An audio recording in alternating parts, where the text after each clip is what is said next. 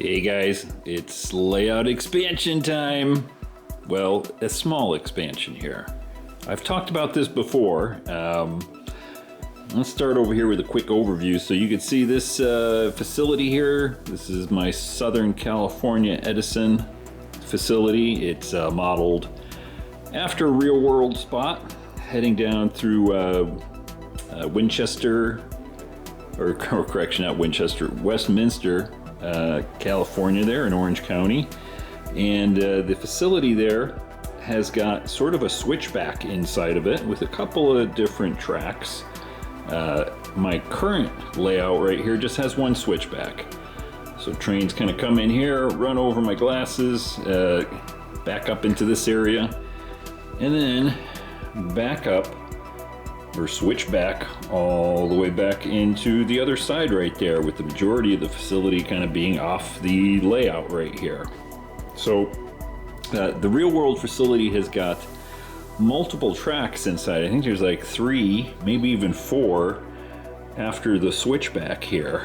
And so my plan was always to try to maybe add another track here, and I figured, you know, this is a good little opportunity to kind of get back into doing a little bit of layout work instead of just running trains, which doesn't bother me, but wanted to get some changes into the layout here before I start any larger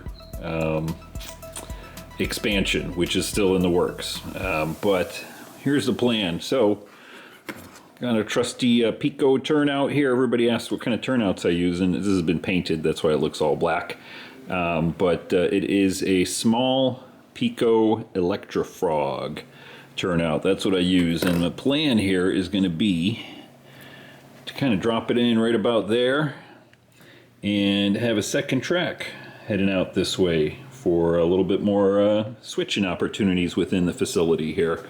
So my pavement right here is just what do you call it, drywall paste, right? Easy to kind of break up here, as you can see, and the track is just slathered on with that. Then I just kind of clean it up, take an X-Acto and run it along the inside here just to get it cleaned up for the wheels to fit in. And yeah, so I'm gonna get started on this. I figured there's a natural joint right here from the other turnout. Oops, sorry, hitting the camera there. So that's about where I'm going to put that guy right there. And that's why I started to kind of cut stuff out over here.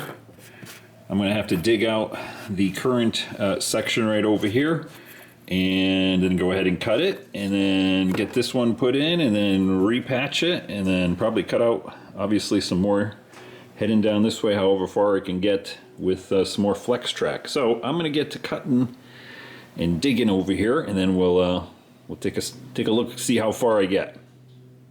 Alright, got the initial cut done here. Used whatever you want to call these things, a little scraper. Got in there and got down to the sub road bed here, which is the foam. Got the plaster up and stuff like that on either side. And next I'm going to do is measure out carefully where I got to cut the rail and to fit this guy in, and we'll be able to get this little section of track out of here and get everything cleaned up, get ready for placement of our turnout. So I'm gonna keep on working. All right guys, got the Dremel ready, got the safety goggles on, ready to make the cut over here.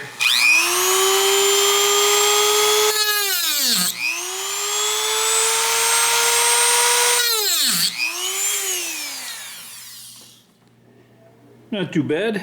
Let's see if we can get it pulled out. You can see just pulling out that little section of track. Here we go. We'll get this all cleaned up, and we already got our sliders on there. I think I got to clean this side up right over here a little bit more, because what we're going to be doing is trying to get the connectors in there. Yeah, that should fit nicely right there.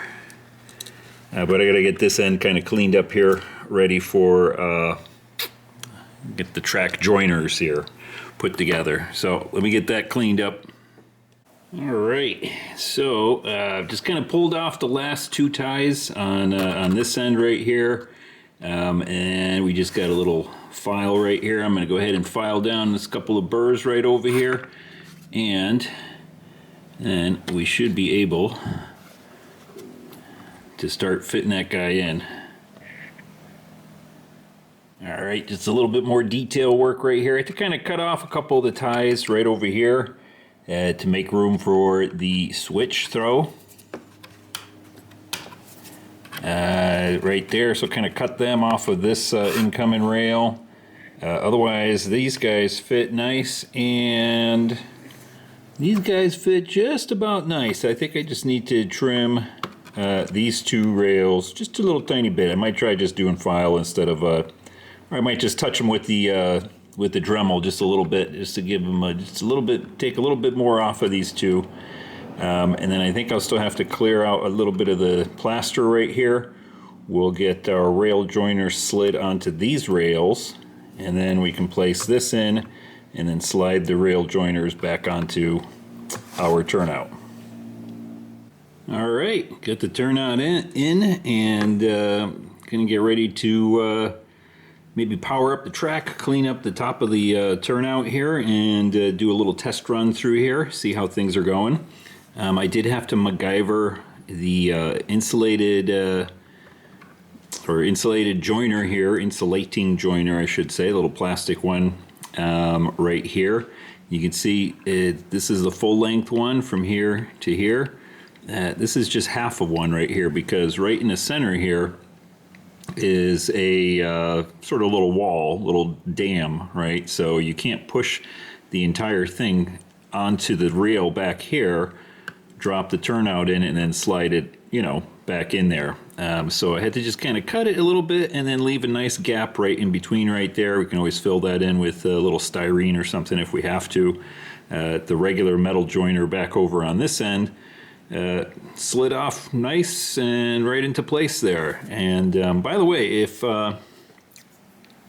you're ever wondering how to do Pico Electrofrog turnouts here, I know, excuse me, I know the instructions on the turnouts can be a little confusing, you know, maybe because they don't speak English. That's a little joke there, just kidding, guys. So you have to use insulated connectors on the inside right here, here and here, and that's how they work. Very simple. Same thing back here on this turnout that I have over here. Same thing, insulated right there, and then right here, that's why I got a plastic one right over there, and that's how that works. Pretty simple, but oops, sorry, touching my my zoom right there. Anyway, I'm going to go ahead and clean up the top of the turnout here with a little alcohol, get the paint off of there, and then we'll fire up the track and run a train through here, at least on the, you know, obviously on the existing track, see how it all works. Alright guys, got the track fired up and got our trusty little GP39-2 all sitting here ready to go. Got the turnout cleaned up and kind of cleaned up the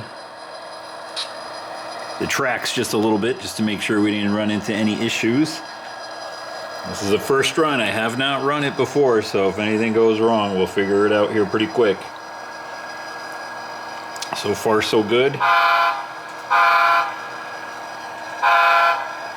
Kind of hit the horn because the fact that I've got keep alive / current keepers in these guys.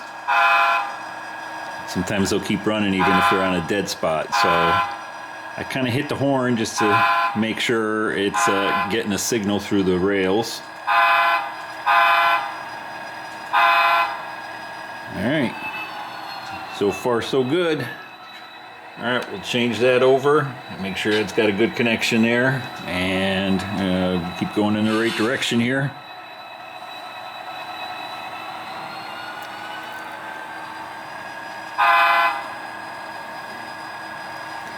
Now I think I've got it figured out where I kind of lost a little bit of connectivity there.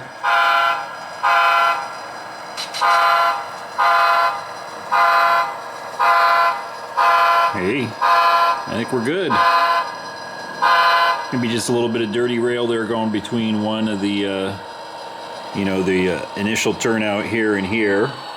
Still got to kind of level this up a little bit, so because this track here is a little bit higher than this track here, and so got to kind of shimmy this up a little bit before it gets plastered over and everything, so it's nice and even.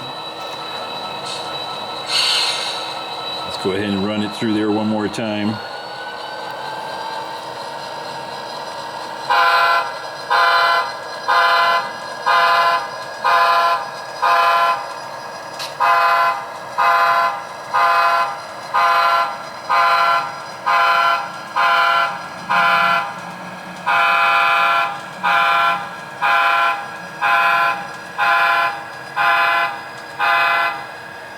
Looking good, guys. All right, let me quiet this guy down over here.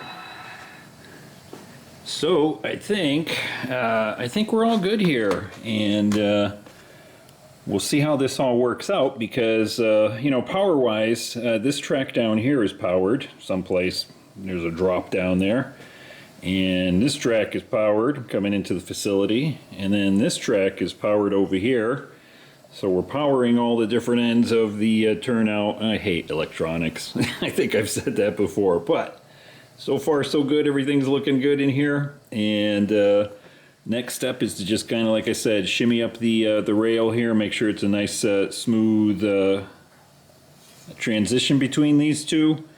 And then we're going to start breaking out more plaster over here and fitting in our next what was it, industry track right over here.